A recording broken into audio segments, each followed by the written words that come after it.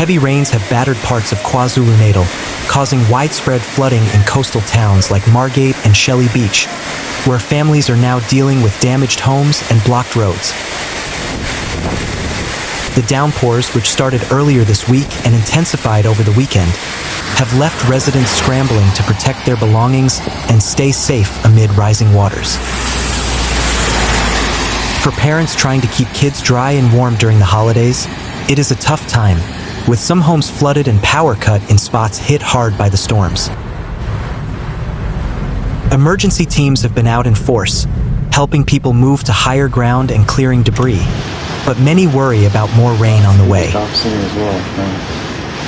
The South African Weather Service has issued yellow level 2 warnings for severe thunderstorms, heavy rains, hail, and strong winds, urging everyone to stay indoors and avoid low-lying areas. As Christmas nears, locals hope the weather clears so they can enjoy the beaches without fear. But for now, it is all about staying safe and helping neighbors. In a province used to summer storms, this one has hit hard, reminding us to prepare for nature's surprises. With no deaths reported yet, the focus is on recovery, but calls grow for better drainage to stop repeats in these vulnerable coastal spots. Floods like this happen when heavy rains overwhelm systems, but in Margate and Shelley Beach, known for their holiday vibes, it turns fun into fear for visitors and locals alike.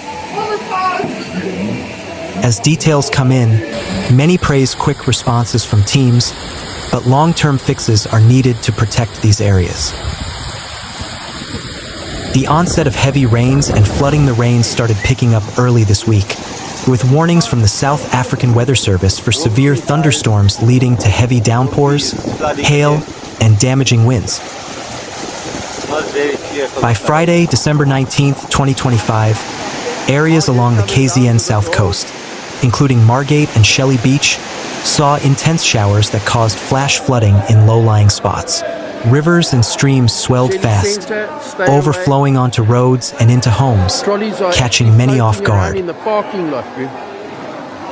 Margate, popular for its beaches, the flooding saw water rushing through streets, damaging cars and shops.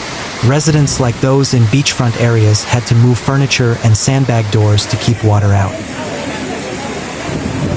One local shared how the ocean looked rough, with waves crashing high and signs of flooding along the shore. The water is deep and the ground is not safe, a community member noted, echoing warnings to respect the water during storms. Shelley Beach faced similar woes, with ski boat clubs and resorts dealing with flooded paths and strong currents. The rains, part of a yellow level 2 alert, brought risks of localized flooding and hail that could dent cars or break windows. For families on holiday, it meant canceling beach days and staying indoors, turning trips into worries about getting home safe. These storms tie into patterns seen in past Decembers, where KZN coasts see heavy rain from tropical systems. In 2024, similar floods in Margate saw residents mopping up for days, with damages running into millions. This year, the alert saw impacts like power outages from fallen lines and blocked drains overflowing with debris. The flooding has hit hard, with homes in low areas taking in water that ruins floors, furniture, and electrics. In Margate, some families threw out spoiled food after fridges went off, adding costs in tough times. Kids missed out on play, stuck inside while parents worried about rising waters. We're grateful no one has been hurt, but the mess is big, one parent said, capturing the mix of relief and frustration. Roads like the N2 saw closures from flooding, delaying travel and deliveries. In Shelley Beach, boat launches halted, hitting fishers and tour operators who rely on calm seas. The rains also brought hail in spots, damaging roofs and cars, with repair bills piling up for uninsured folks. Communities have rallied, with neighbors helping sandbag and share food. But for vulnerable groups like elders or low-income families, It is harder moving to halls or relatives while homes dry out. No deaths or serious injuries have been reported. A small mercy amid the chaos. Past floods in these areas, like one in April 2024 that saw heavy damage in Margate, show how repeat hits strain people. With climate change bringing more extreme weather, calls grow for better warnings and infrastructure like stronger drains to handle the load. Emergency teams jumped into action, with fire and rescue helping evacuate low spots and clear roads. The South African Weather Service kept alerts going, warning of heavy rains up to 80 millimeters in places, leading to flash floods. They urged avoiding bridges and swollen rivers, simple steps that save lives. In Margate, signs warned against swimming in polluted waters after storms wash in debris. Avoid swimming in polluted areas this holiday season, officials stressed, noting bacteria risks from runoff. Local governments set up shelters and handed out blankets and food to those displaced.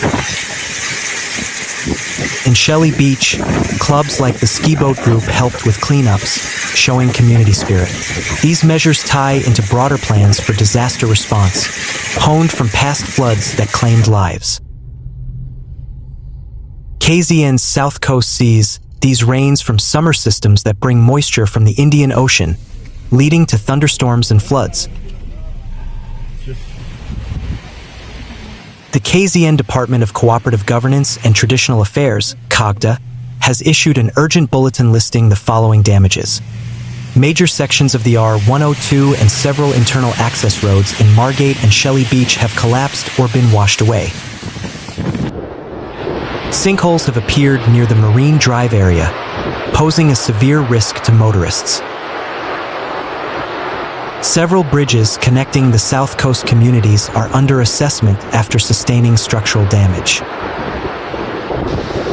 In residential areas, boundary walls and embankments have collapsed, leading to the destruction of multiple private homes. The storm knocked out high-voltage substations, leaving Margate, Port Shepstone, and Uvongo in total darkness for much of the night. Water pipes were severed by shifting soil, cutting off supply to thousands of holidaymakers and residents. Search and rescue (SAR) teams, including the South African Police Service, SAPS, Water Wing, and private emergency services, worked through the night under treacherous conditions. According to emergency spokesperson Sean Herbst, the priority was extracting people trapped in their vehicles and those residing in informal settlements along the riverbanks. We utilized high-clearance vehicles and rubber ducks where possible, but the current was too strong in many areas for safe boat deployment. As of the latest reports on December 22nd, while there have been numerous close calls and several people treated for hypothermia and minor injuries, no fatalities have been officially confirmed in the Margate CBD. However, search operations are ongoing for two individuals reported missing in the nearby rural areas of Uvongo. The timing of the disaster could not be worse. December is the lifeblood of the KZN South Coast economy. Hotels and B&Bs were at 90% occupancy when the storm hit. This is a massive blow to our recovery efforts, said a representative from the Rain-Kanyeni municipality.